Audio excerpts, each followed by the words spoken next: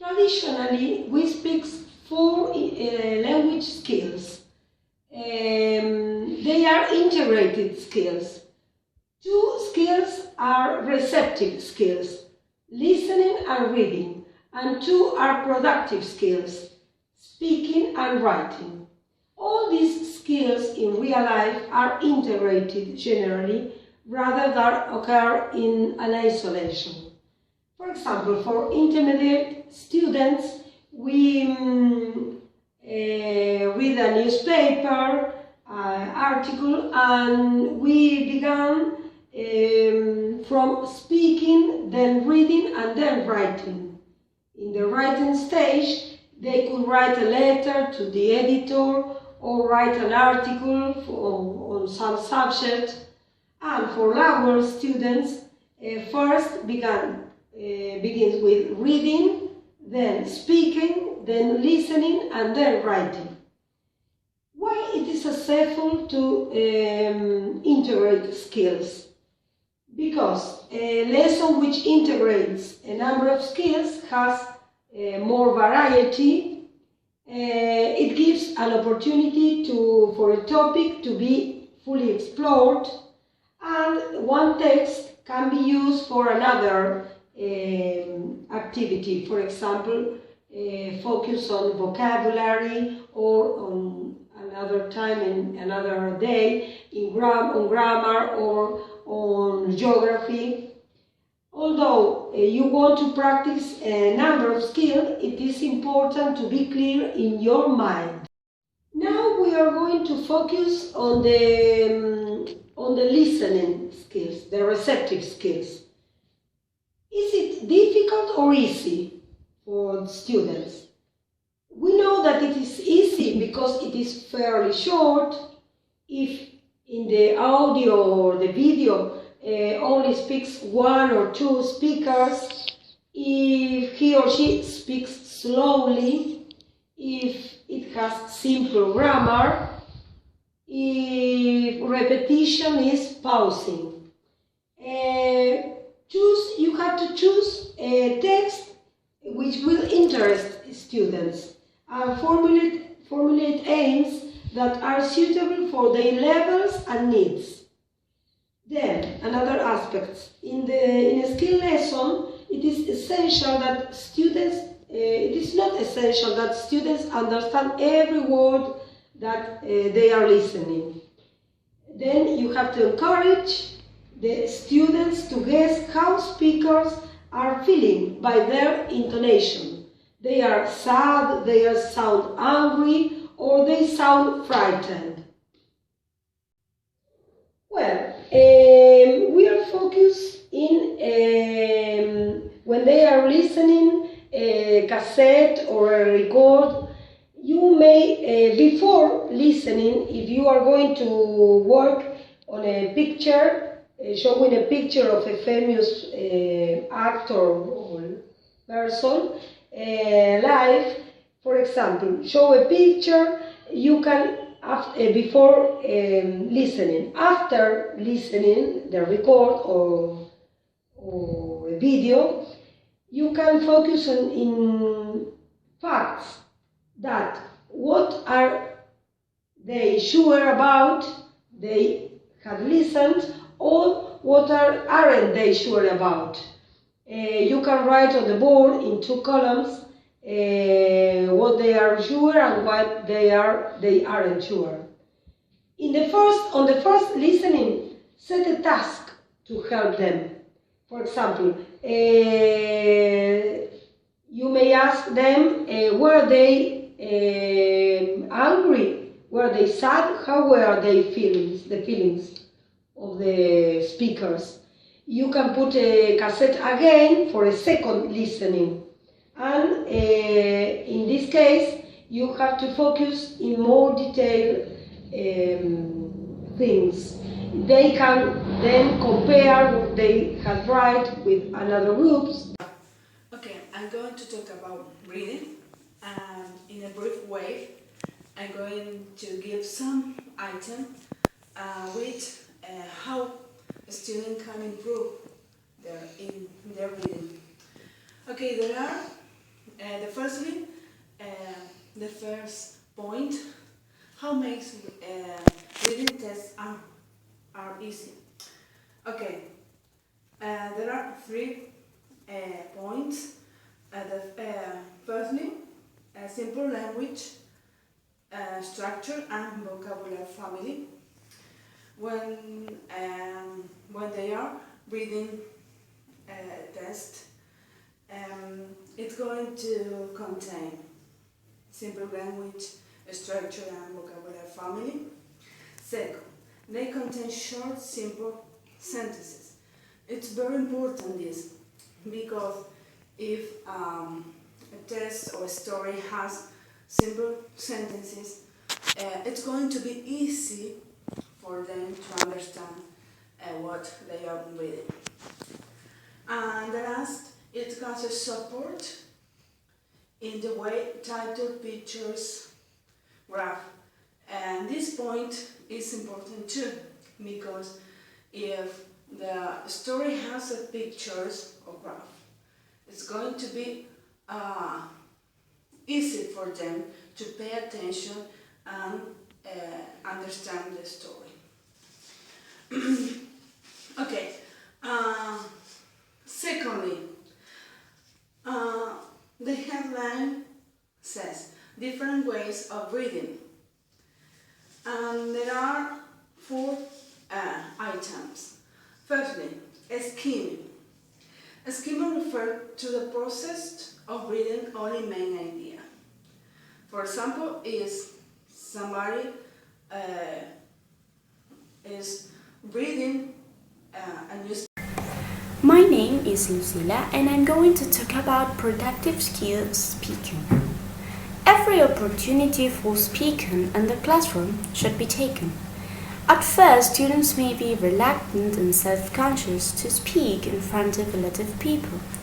However, there are ways of providing a safer, less public environment in which students can begin to practice speaking. For example, a repetition practice or pair work activities. There are 2 types of speaking skills. The first one is accuracy, and the other one is fluency. Accuracy is the correct use of grammar, vocabulary, and pronunciation.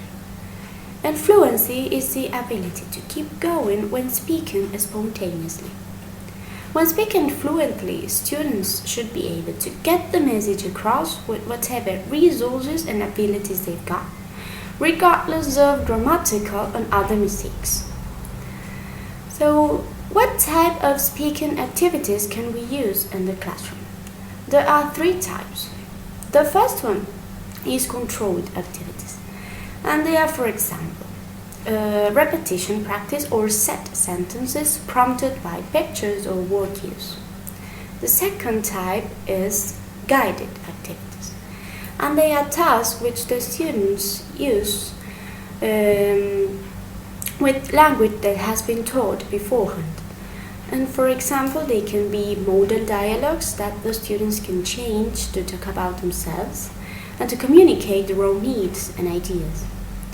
And the third type is creative or freer communication.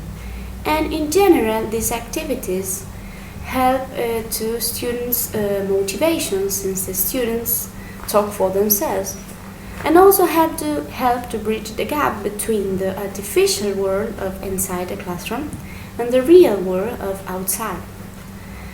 So how can we encourage students to speak? There are 4 things that we can do. The first thing is to encourage student interaction, and we can do this by creating a comfortable atmosphere where the students are not afraid to speak and they enjoy communicating with the teacher and with their fellow students. The second thing that we can do is give plenty of control and guided activities, and they are the type of exercises I have taught before. The third thing is to make speaking activities communicative. The students need a meaningful purpose or a reason for speaking, for the activity to be truly communicative. And the fourth thing is to plan speaking activities carefully. Speaking activities need to be carefully structured at first, especially at lower levels, so the students have few demands on them. It is often difficult for students to come up with ideas at the same time as having to cope with the language. So they need a reason for speaking. And the last thing I'm going to talk about today is of two examples that the book suggests for guided and free speaking activities. The first one is interaction or information gap activities, and the second one is role plays. And Sofia is going to continue with the rest of them. Okay, hello, my name is Sofia Siliviano and I will talk about discussions. Okay, I will show you a PowerPoint presentation that I created for this. Okay, 1 moment. Here, discussions. Well, discussions take a lot of preparation. If you don't prepare the discussions properly, then you would end up doing all the talking. So, for them to be successful, you have to ensure that students are interested. So you have to make them be interested. For that, you need a good topic for the discussion. Students have to have the language needed for the discussion, because if they don't, they won't talk. So you would have to introduce them with the proper language, and that topics are well prepared. This meaning that students will have to know what they are going to discuss about and prepare what they think about it, because for them not to be uncertain about what is coming next. Okay, how about stimulating discussion? So for that we have certain techniques, which are these that we have here. Modifying statements, so you would give them controversial statements, and they would have to discuss about them and modify and then agree. For example, you give them a statement like, for example, the topic parents or good parenting, and how you would give them a statement like parents who should allow children to go to sleep at 4 a.m., for example. So they would have to modify that statement and then agree upon it. Then sequencing statements. You would give them statements which are not controversial, and they have to sequence them. For example, in this topic, parents, in priorities for successful bringing up children. Okay. Then we have defending statements. You have to prepare a box with pieces of paper on which you would write a statement, controversial statement, and each student has to pick up one, and then they have to defend that statement. So no matter if they don't agree on it, they have to defend it.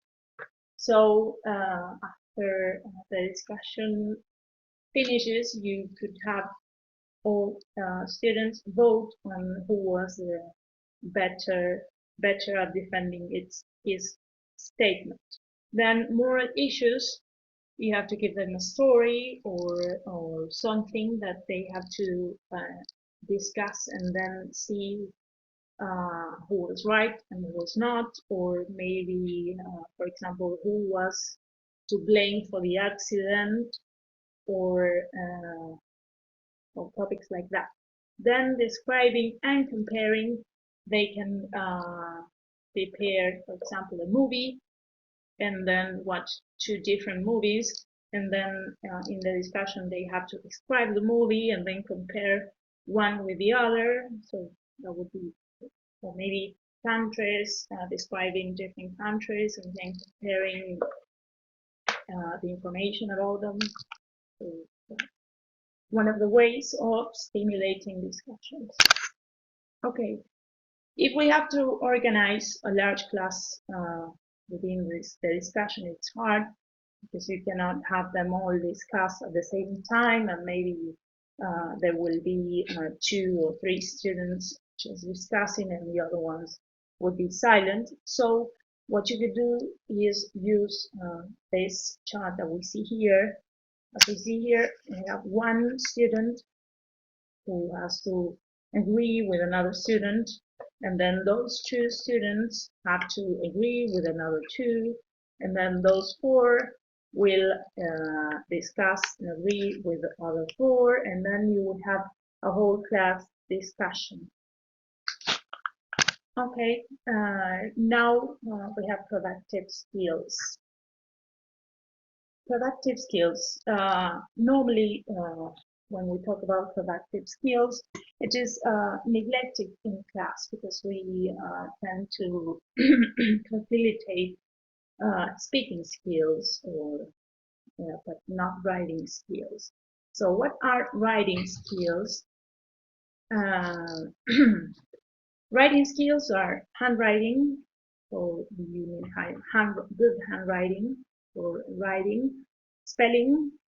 You have to teach spelling because, as we know in English, the spelling is not the same as we have here. Yeah, so you have to teach that. Punctuation, which is not the same system we have here that Spanish has. Then sentence construction, organizing text and paragraphing, text cohesion, the use of linking words, and register and style, which is the vocabulary appropriate for the style of what you're writing about. So if we, as we see, if you can handle all of these items, then you will improve your fluency and accuracy. So you will be great at writing. Okay, this is all for me. So thank you. Hi, my name is Silvina and I'm going to talk about writing skills. First of all, it's important to see writing and speaking as important means of communication, and this is what we have to make the students understand.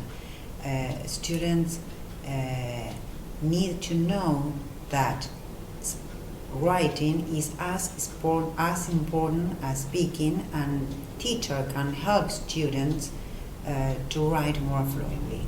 How? Well, we can encourage students to write having a positive and cooperative attitude towards learning. That is, for example, letting your students write in pairs, to show their writings to the other students, and to let them see the errors or the mistakes they made.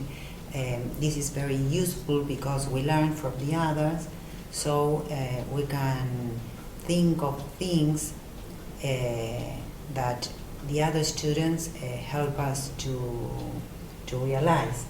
Be selective about the mistake, that is, not to correct for every single mistake students make. We have to be selective about that. Encourage real writing. Well, that is, for example, for the birthday of a member of the classroom, we can write greeting cards, or for example, when there is a Christmas time, to write something to our parents, for the little ones to write something to Santa Claus, and well, imagine things that provide ideas, to help students to enjoy this activity. The other point, prepare students for writing. That is, students gather ideas from reading, listening and talking. That is, often students writing can arise, for example, naturally as a response of one of these skills. structured writing activities. That is, for example, if one activity could be, for example, order different sentences into the right into the correct order. That is, for example, you can provide to the students the introduction, a main paragraph, the conclusion, and they have to put in the correct order these different points that the teacher provides in order to help our students, because sometimes they have no idea about how to start a composition. So we have to give them useful clues or useful techniques in order to help them. And the last one, plan guided and freer activities carefully. As they become more confident, freer activities can be attempted. That is, as the students get used to doing control and guided activities, they become more confident. So freer activities that they can be more independent, could be done. They can make, for example, raw draft before they write a composition. Sometimes the finished product is not the important thing. The important thing is that they realize the errors or the mistakes of the things that they have to correct. It's important for a teacher to get involved in our students' needs and to make the classroom, especially in this task, as good as possible. So it is important for a teacher to have different techniques and ideas and provide with these techniques and ideas to our students.